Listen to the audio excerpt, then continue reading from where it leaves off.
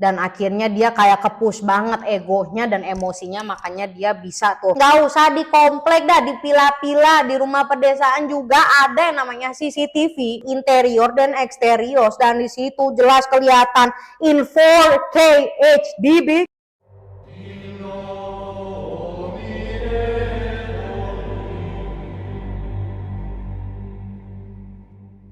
Hey guys, Vigets, apa kabar? How are you hari ini? Welcome back to Paranormal. In today's video, yes, kalian udah lihat di judul dan di thumbnail, tapi sebelum gue masuk ke dalam pembahasan kalian, you can hear it kalau misalnya suara gue itu sudah balik ke normal. Sekarang lo seneng gak suara gue balik kencang? Nah, balik lagi sama kasus dari Indonesia, tetapi kasus yang kali ini sedikit berbeda. But by the way, kan banyak tuh dari kalian juga, kok aku mau dong kak kasus yang di luar negeri lagi yang di Amerika. I just brought it up. Gue baru ngupload kemarin, tapi kok you know ini is more view. What happened to y'all? Yang minta ke gue, mana kasus yang Amerika yang luar negeri? What happened to the damn views? Nah, untuk apresiasi tenggorokan gue yang sakit, you better check it out first and then come back here again. Nah, bagi kalian yang udah nonton yang kasus kemarin itu yang dari luar negeri, thank you so much and welcome here. Oke, so yes, balik lagi sama kasus dari Indonesia, tapi kasus yang kali ini sedikit berbeda karena ini melibatkan warga negara asing, ya alias bule. Kalau udah ngomongin bule biasanya kasusnya tuh nggak jauh-jauh dari Bali gitu kan, tapi ini enggak, ini kasus kali ini datang dari Bekasi. Baru tahu kan lo di Bekasi ada bule? Ya ada lah, masa ya kagak ada. WNA-nya ini berasal dari Korea, yes, orang Korea. Jadi begini nih, di tahun 2014, ya kan gue lupakan intronya. So here's Paranormal. Kehidupan warga negara asing di Bekasi yang tragis. Let's go.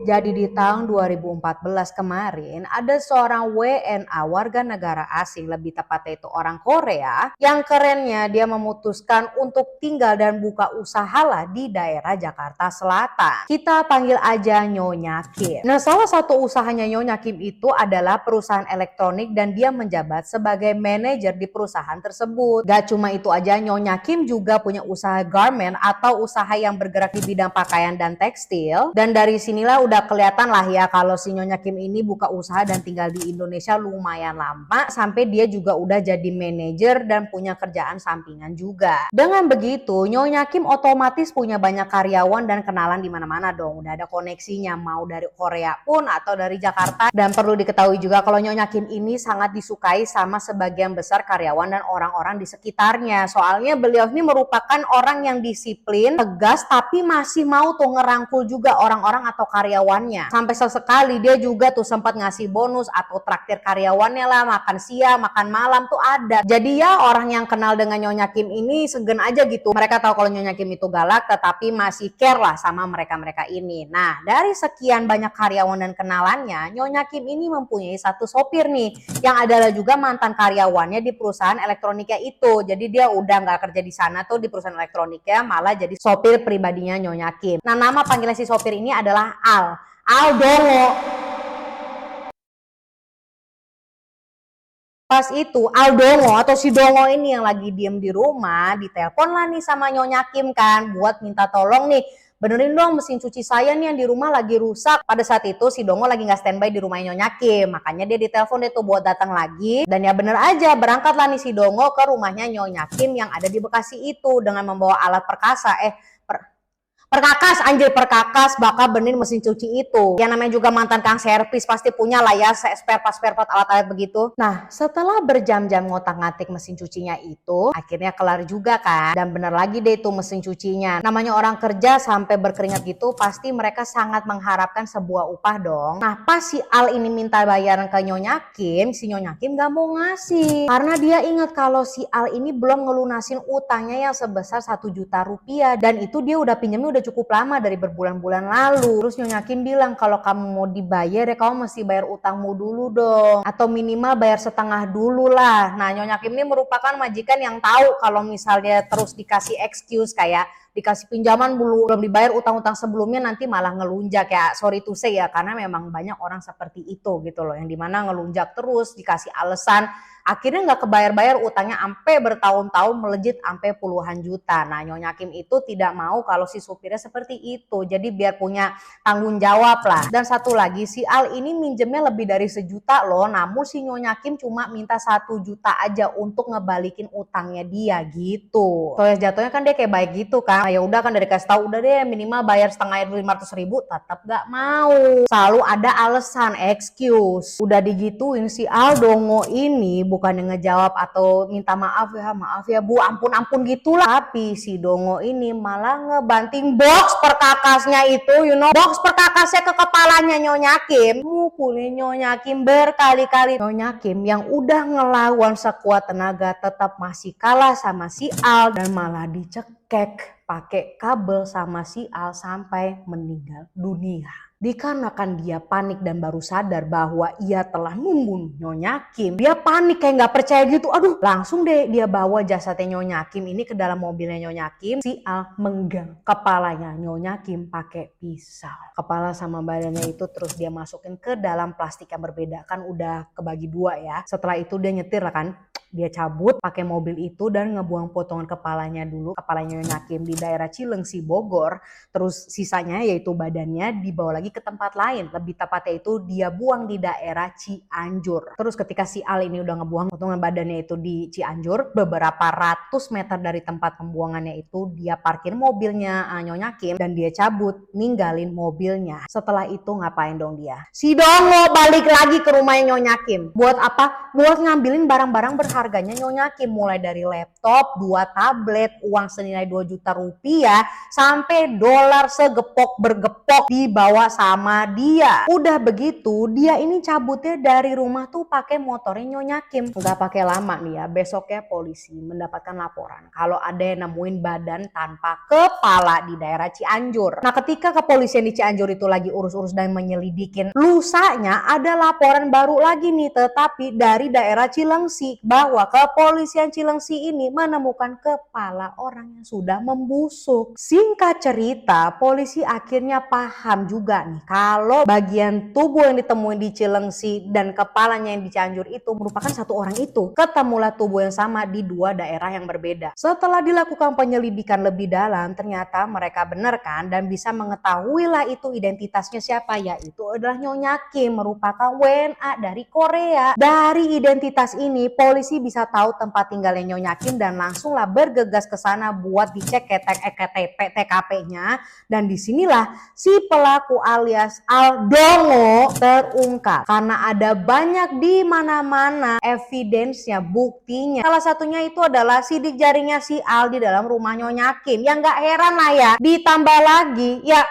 Nih sekarang gini deh, mayoritas rumah-rumah di Indonesia apalagi di perkomplekan gitu ya, nggak usah di komplek dah, di pila-pila, di rumah pedesaan juga ada yang namanya CCTV. So yes, ditambah lagi ada bukti CCTV yang ada di rumahnya Nyonya Kim, interior dan eksterior, dan di situ jelas kelihatan in 4K HDB, lagi bolak-balik gitu, sibuk ngambilin barang-barang. Akhirnya di bulan Maret si Dongo ini ditangkap di kediamannya. Pas diminta keterangannya juga dia nggak mau ngaku. Emang dasar ya, orang udah jelas ketahuan sidik jarinya, terus bukti CCTV masih loh nggak mau ngaku. Tapi at the end of the day si Dongo ini akhirnya mengaku juga dan bilang kalau dia itu merasa sangat kesal what the hell is that?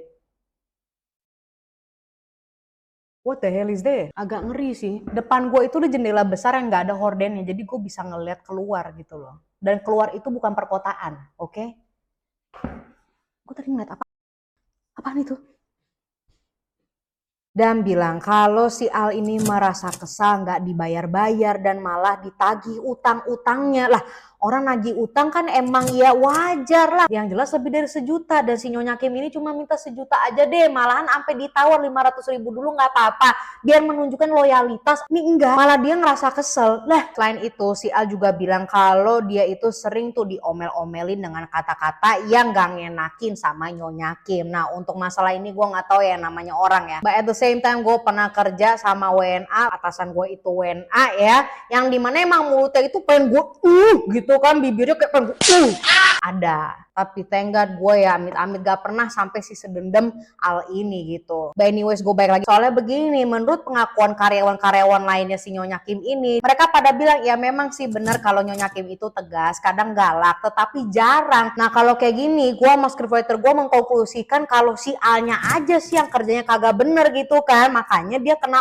omel. Nah maksudnya itu mungkin ngasih tahu, walaupun gue tahu banyak bos yang kayak galaknya keterlaluan, mungkin aja nih si Al nih mentalnya agak lemah dan akhirnya dia kayak kepush banget egonya dan emosinya, makanya dia bisa tuh. Dan yang sampai parah lagi, dia saking dendamnya sampai menggal palanya loh. Si Al akhirnya kena pasal pencurian dan pembunuhan dan divonis dia itu 16 tahun penjara, yang dimana itu menurut gue sama scriptwriter gue terlalu sebentar anjir. Pembunuhan biasanya kalau yang gue bawa ya kalau nggak 20 sampai 30-40 tahun lah, ini 16 tahun. Coba deh kalau lu nonton kasus-kasus gue yang sebelumnya lebih dari 16 tahun yang kayak gini-gini kan, mencoreng nama baik orang Indonesia. Apa kata keluarganya Nyonya Kim coba di Korea Selatan? Bisa jadi mereka tuh trauma sama orang Indonesia. Kenapa gue bisa bilang begitu? Soalnya nih berita believe it or not nyampe ke Korea Selatan juga, dan karena kepolisian Indonesia berhasil menuntaskan kasus ini, mereka dapat penghargaan dari Kepolisian Nasional Korea Selatan. Nah penghargaannya ini diberikan atas perintah dan apresiasi dari Lee Sung-han, yaitu Kepala Kepolisian Korea Selatan pada saat itu. Nah yo memang ini kasus penyelidikannya itu sangat cepat ya, which is good. Akhirnya langsung ketahuan siapanya, dan dia untungnya juga dongo, ada CCTV malah bodo amat gitu ya kan, gampang untuk ditangkap. Now besides that, gue juga pengen ngomongin sesuatu nih. Pasti ada dong beberapa di sini yang punya supir ya, dan kalian tadi dengar di mana gue ngomong ada tuh yang minta utang terus gak dibalik-balikin, dan utangnya itu sampai berjibun-jibun gitu loh, bertumpuk-tumpuk. What do you usually do? Now at the same time, secara bersamaan, ini kasus tuh possible banget ya. Karena memang ada yang dimana dia ditegesin lah, dia malah berontak, kabur dari rumah, bawa barang-barang berharga. So, I'm not saying I don't want to generalize everybody, karena emang terjadi, banyak yang terjadi di sini gitu loh. Now what do you all do in that position? Lo tetap ngasih atau lo tegesin, tapi tau-tau supir lo amit-amit tiba-tiba kayak begini. Drop in the comment, I will see you when I see you. Tenang aja, gue bakal upload lagi besok. Don't forget to like and subscribe, follow girls Instagram Sasha X Marissa, and I love you guys. I swear, I've been seeing something. Gue takut.